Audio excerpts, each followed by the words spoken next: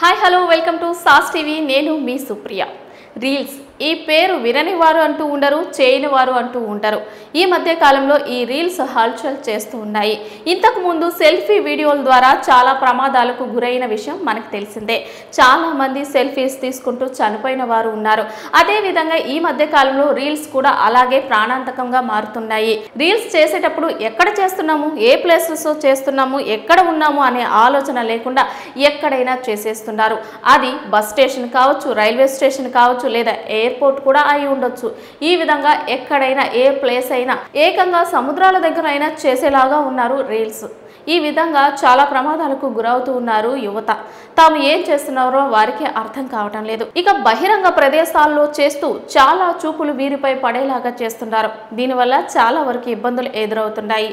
పిల్లలు పెద్దలు అని తేడా లేకుండా ఎవరైనా ఈ రీల్స్కి అట్రాక్ట్ అయిపోయారు. వీటి వల్ల చాలా ప్రమాదాలకు గురవుతున్నారు. పైగా వీటి వల్ల చాలా దుష్పరిణామాలు కూడా ఉన్నాయి. ఇలాంటిదే ఇప్పుడు ఒకటి జరిగింది. తాను రీల్ చేసిన ప్రదేశము ఏకంగా విమానాశ్రయము.